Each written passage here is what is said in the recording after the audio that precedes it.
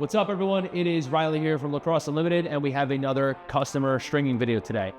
My guy, Brett Woodis, down in South Carolina, has ordered a StringKing Mark 2D with the Ultra Tiger die. This defensive beast is going to lay the lumber on the field. So, Brett, let's get your stick all strung up.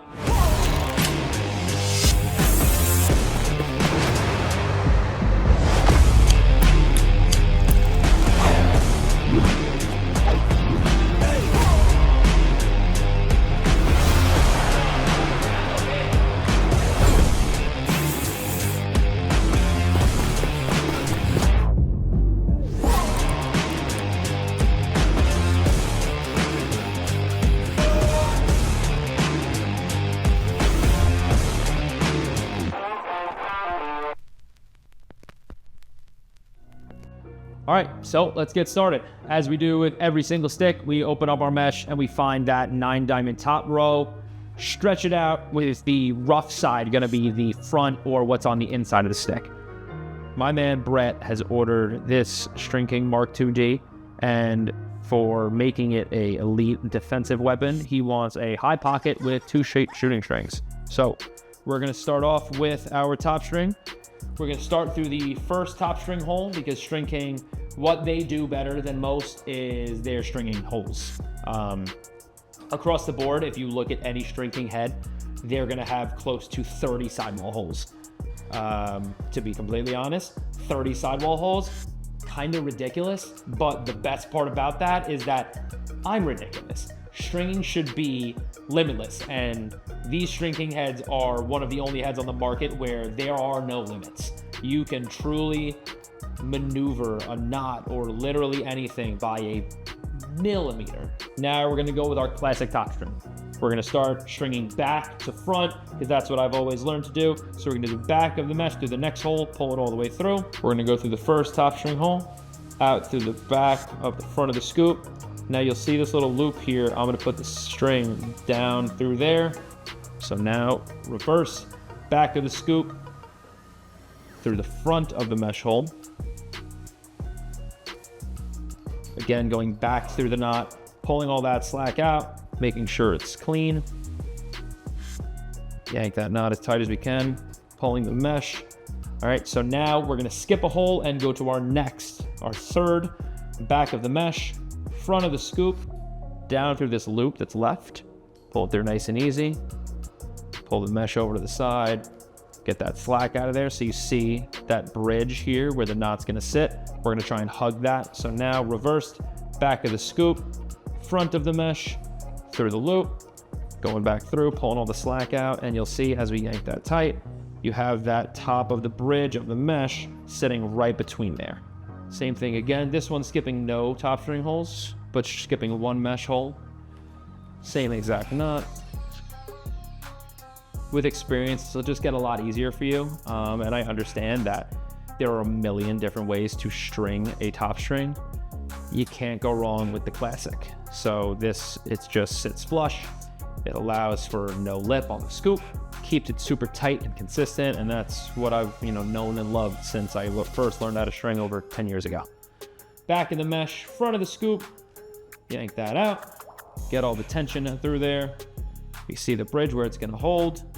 Through the back of the scoop, reverse now, front of the mesh. Make sure all the slack's out.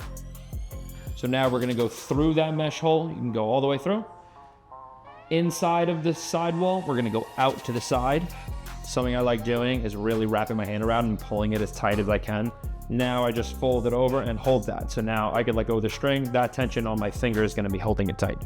We can go around the same mesh hole, through the same sidewall hole, pulling that all the way through. You can pull it all the way tight.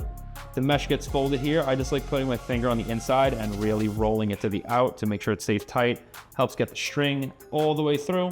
Now, again, if the sidewall hole is big enough, we always want to double up. So we're gonna go back, around, and down through the same mesh hole, out the same sidewall hole, pushing that string through, making sure it lays all flat, and we come out, same side, nice and tight.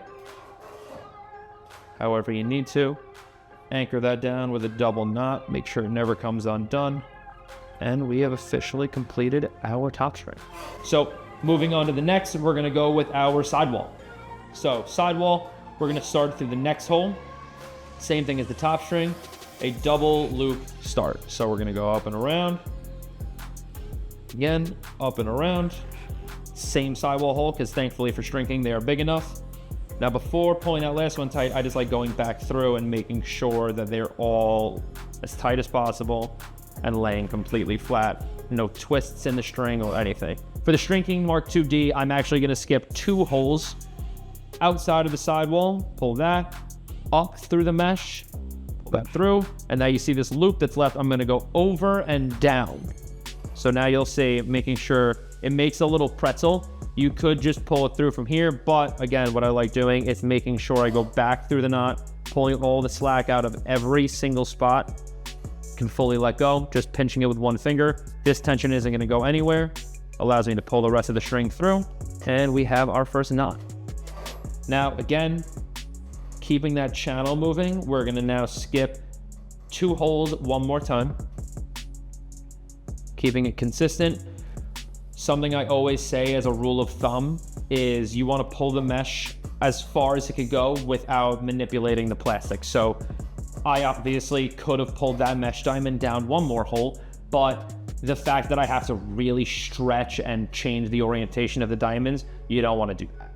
So now we're skipping 2. We did that exact same knot. Now I'm gonna grab this next mesh diamond. I see that it can easily stretch past 3 holes. So I'm gonna skip 1, 2, 3 and go down there.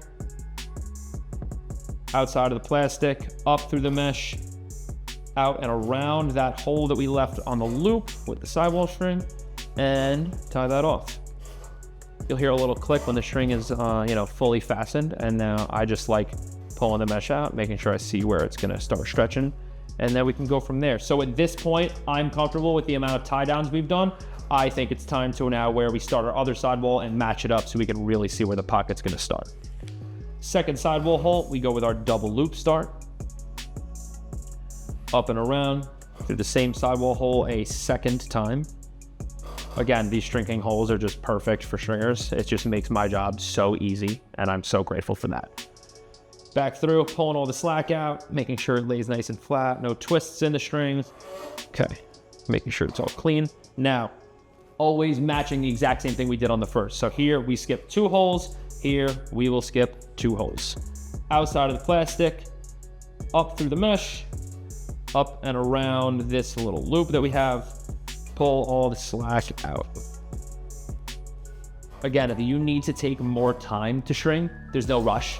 I have, been an experienced stringer for doing this over 10 years, which is why I'm comfortable. Same here, skipping 2 holes, outside of the plastic, up through the mesh, up and around that loop, and pull the slack out. Okay, and again, the last pull down here, we skip 3, so I'm gonna skip 3 on this side. Outside of the sidewall, up through the mesh, down through the loop, get all the slack out, and pull that through. So, similar to a regular double, we're gonna go down through 2 holes of mesh. So I like going back to front. So we're gonna go down, back to front, and now again, through the next one, down, back to front. So bunch those 2 up. Again, I'm gonna skip 2 sidewall holes outside of the plastic, over and through that knot. It's the same exact knot we did before to finish. Something I'm gonna do now, just to really change it, I'm gonna do the exact same thing on the other side. And again, this isn't finishing the knot yet. This is just doing the double. So we have down through 2 of them, out through skipping 2 holes, sidewall, up through the mesh, tie your knot. So now, from front to back, I'm gonna go in the pocket and up through this sidewall, through the mesh hole. And if I pull it down, you'll see now that string is sitting inside of the mesh hole. So now if we want to stack the second one on top of it, we simply go up through the second one as well. So got that through. Now you'll see where this double sits here. That's a normal double, but now that we factor in that we went back up through those, we pull this down. So now to tie that off, I'm actually gonna do it skipping 1 hole I'm just gonna tie a knot. Just to make sure that that's not shifting anywhere, make sure there's no slack in that knot, tie it off, done. And there's our double stacked interlock. I'm gonna go back up through both mesh holes. There we go. Pulling those down. Again, grabbing the mesh, making sure it's to the inside so that sits flush on that knot. We have our double stacked knotted interlock, and we skip a hole and tie one more just to make sure that it doesn't go anywhere. So now I'm gonna simple do a 1 down through the back, skipping a hole because there's so many. I could space them out perfectly. A single, go to the other side, do a single. Skipping one hole, outside of the plastic, up through the mesh, and we leave that one single floating. That is how you string a 1. Obviously, these are things we've done before in our last videos, things we're proud to teach you guys because it allows you to shape any pocket you really need. Now we're gonna do it again. It's the matter of placing these now. So we still want that pocket to sit high. I'm just gonna skip one hole here. And then from here, after this one, we can start dragging them down to make sure the pocket doesn't shift too much. Another single, back of the mesh, down through the front, skipping one hole, and tie off your anchor knot. Make sure all the slack is out of it. So I'm gonna do another one, making sure that pocket can't shift too much. Now, to make sure that happens, I'm actually going to skip 3 holes, tying it off. And again, totally preference, and I change it all the time. Sometimes I string one sidewall all the way through, and then there's sometimes I string one side at a time like I am now. Doesn't really make a difference. It's just a matter of wanting to stay super consistent. Here I'm skipping 3 holes, tying that off. And now, with our little bit of sidewall left, we're going to tie one more, again, skipping 3 holes, down through the back of the mesh, skipping 3, simply put, go out the last sidewall hole and tie a knot. Then we will match the same on the other side. Back of the mesh, down through, out the last sidewall hole, and tie a knot. So now our bottom string, keeping things super simple.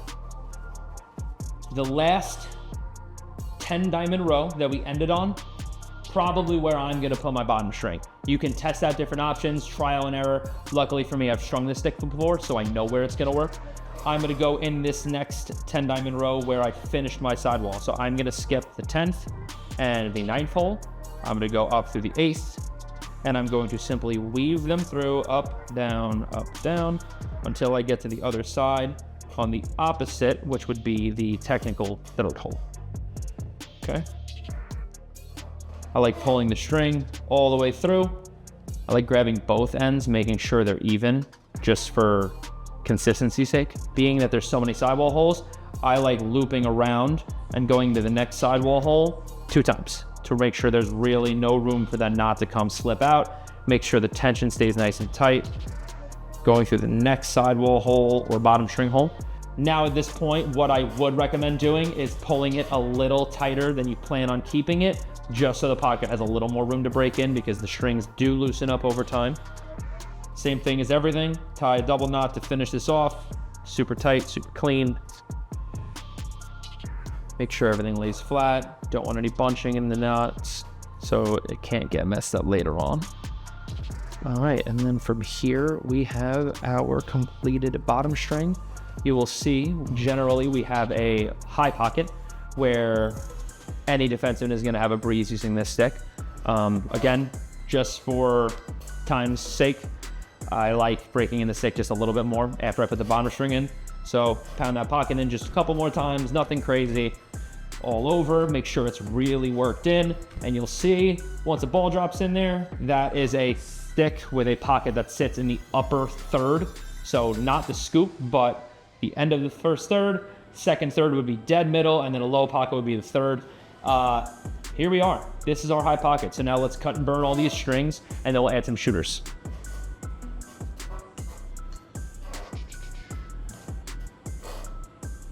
back on the shaft for production's sake. Handy dandy scissors. Cut. Pull them together.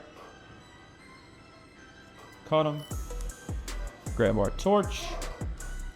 Make sure we tip all these, right? It's just something that every lacrosse player does. They burn off the tips of their strings to make sure that they don't fray.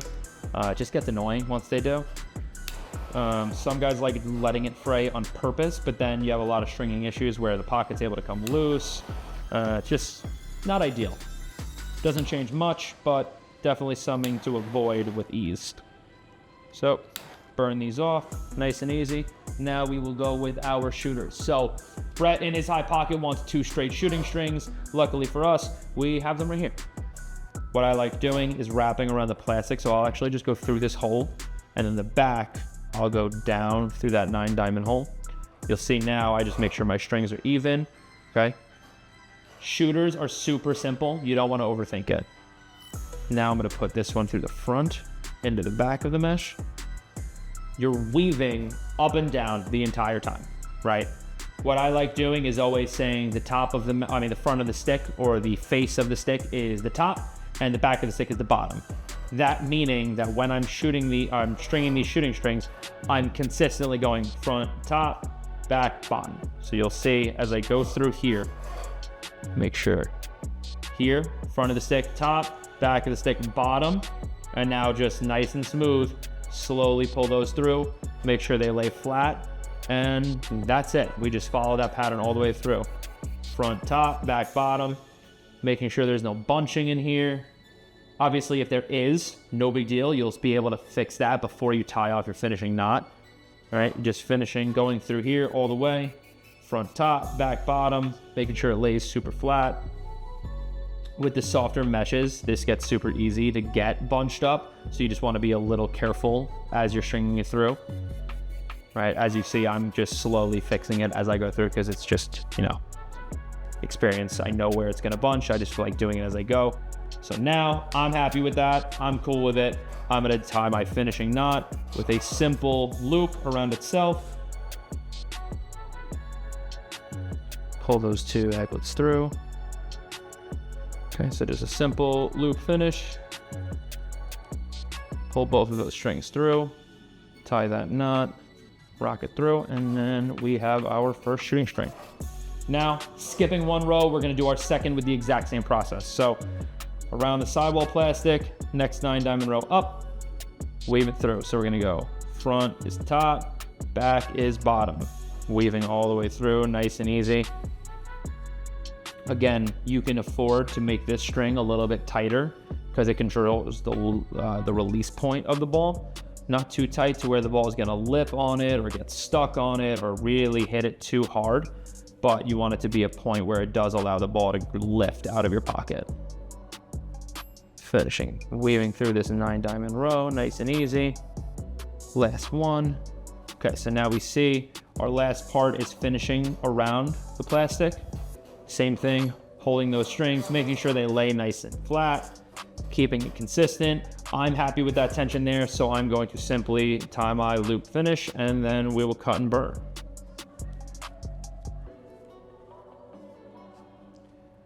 I am so excited about how this stick came out. As a guy that has played every position at some point in his career, as a defensive mind, would love to use this stick. As a Princeton fan, would love to use this stick.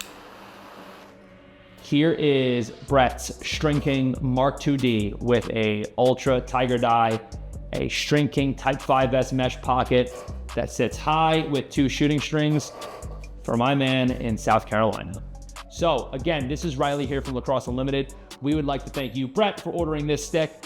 If you're interested in getting your stick strung by us like this, make sure you hit that notification bell right under this video. So again, this is Riley from Lacrosse Unlimited. We will see you guys on the field.